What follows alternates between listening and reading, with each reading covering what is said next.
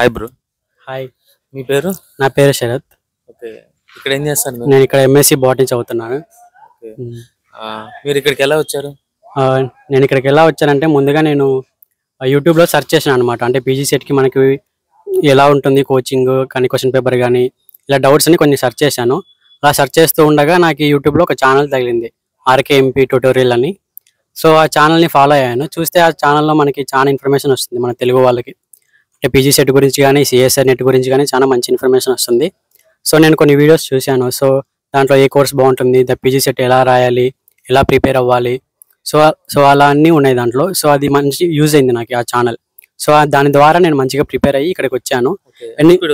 ఇప్పుడు మీరు PG set coaching, PG set sir coaching లో జాయిన్ అయ్యి ఇక్కడ సీట్ సంపాదించారు? అవును, నేను ఆ కోచింగ్లో ఆ సార్ యూట్యూబ్లో ఛానల్స్ చూశాను, వీడియోస్.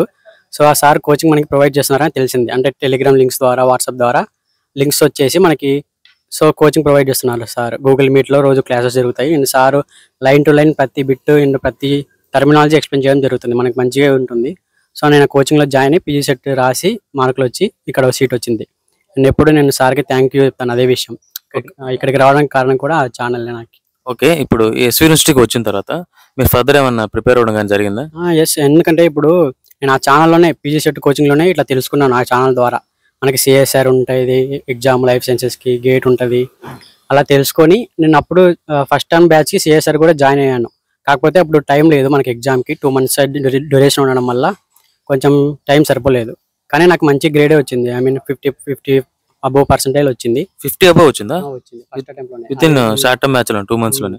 అది కూడా అదే సార్ కోచింగ్ వల్లనే అని చెప్పాలి. ఎందుకంటే సార్ ప్రతి వర్డ్ ప్రతి టర్మినాలజీ ఎక్స్ప్లెయిన్ చేస్తాడు అండ్ స్టూడెంట్స్కి డౌట్ ఉన్నా అన్ని క్లారిఫై చేస్తాడు.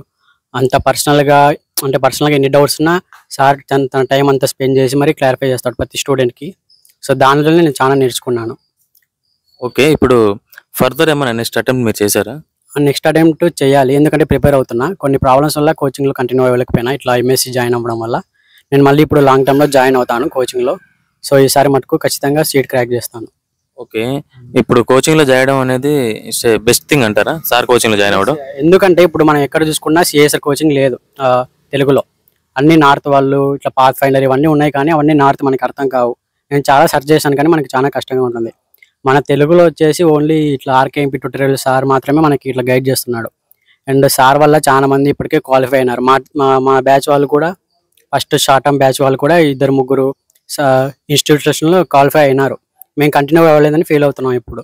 సో ఇప్పుడు ఖచ్చితంగా కంటిన్యూ అయ్యి దాంట్లో మేము కూడా సంపాదిస్తాం.